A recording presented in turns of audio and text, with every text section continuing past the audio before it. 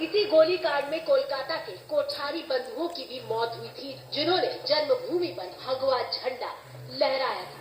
अयोध्या की रहने वाली ओम भारती उस गोलीकांड की गवाह है, जिनके घर में राम भक्त पुलिस के डर से छिपे थे। सड़क पे तो 303 की गोलियां चलने लगी थी, तभी तो भाग के यहाँ आए। जो कोठारी जो भाई, हाँ, दोनों भाई इसी कमरे में थे, सबके साथ थे ना।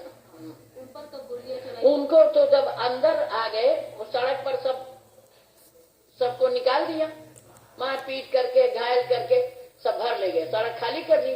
अब ऊपर की फोर्स तो जान रही थी ना, तो भुल्ला ने ये दरवाजा तोड़ा, तो उधर से भी फोर्स आ गई, वो फोर्स उधर से आई, ऊपर वाले उतर आए, फिर ये दरवाजे फटाफट ये तोड़े। इतने मोटे मोटे दरवाजे 2-2 कमरे के तोड़ दिए, कार से उधर से निकाले तो इधर के निकालिए, इतने निकाल पाए थे। अयोध्या गोलीकांड से पहले 25 सितंबर 1990 को बीजेपी नेता लाल कृष्ण आडवाणी रथ यात्रा लेकर सोमनाथ से अयोध्या के लिए निकले थे। पूरे देश में राम लहर की मानो आंधी चल रही थी। लेकिन अयोध्या पहुंचने से पहले ही 23 अक्टूबर को बिहार में आडवाणी को गिरफ्तार कर लिया गया। इस दौरान पुलिस ने कार सेवकों को रोकने की कोशिश की, लेकिन कई कार सेवक छिपते छिपाते बच निकले और उसके बाद वे राम भक्त अयोध्या पहुंच गए। कोलकाता के रहने वाले राम और शरद कोठारी 2 भाई थे, जो 22 अक्टूबर को अयोध्या के लिए निकले थे। अयोध्या में 30 अक्टूबर को विवादित जगह पहुंचने वाले शरद पहले शख्स थे। पुलिस ने दोनों भाइयों को खदेड़ तो दिया, लेकिन उस दिन उन्होंने अयोध्या में विवादित जगह पर झंडा फहरा दिया था। पहली बार कार सेवकों पर इसी दिन गोलियां चली। आरोप लगते हैं कि उस दिन पुलिस की गोली से 5 लोगों की मौत हुई थी। इसके बाद आई 2 नवंबर की तारीख, राम मंदिर निर्माण आंदोलन के लिए सांकेतिक कार सेवा का ऐलान किया गया। सुबह सुबह दिगंबर अखाड़े से जुलूस हनुमानगढ़ी की तरफ बढ़ रहा था, तभी पुलिस वालों ने फायरिंग शुरू कर दी।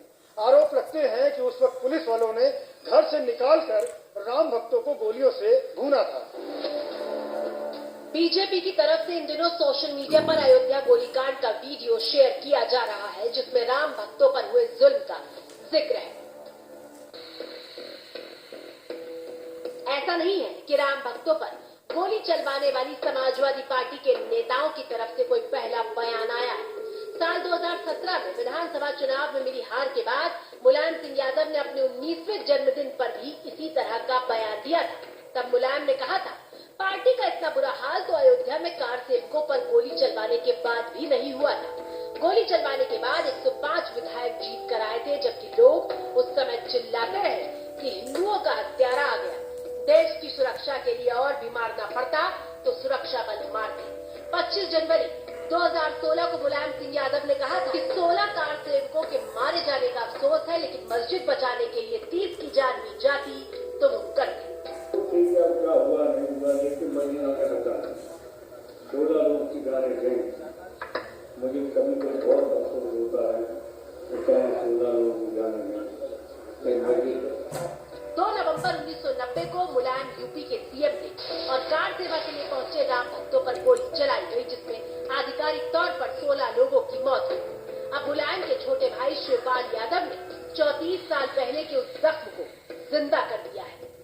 समाजवादी पार्टी के स्टैंड में अब भी कोई परिवर्तन नहीं आया है। समाजवादी पार्टी ने जो पाप किया था, 73 कार सेवकों के सर में गोलियां मारी थी, प्राणघातक हमले उन पर किए थे और उनकी हत्या करने का जो पाप किया था, यह अवसर था कि अपने इस पाप का प्रायश्चित कर लेते और प्रभु रामलला के दरबार में आकर के मत्था टेक देते। लेकिन मजहबी तुष्टीकरण की नीति से अभी भी उनमें परिवर्तन नहीं आया है और शिवपाल सिंह यादव का ये बयान आज जख्मों पर मरहम लगाने की बजाय नमक रगड़ने जैसा है। आने वाले दिनों में लोकसभा के चुनाव हो रहे हैं। वैसे भी लोकसभा में समाजवादी पार्टी के गिने चुने सांसद हैं। राम लहर के बीच शिवपाल के दिए गए इस बयान का नुकसान भी हो सकता है। देश में एक तरफ तो राम नाम का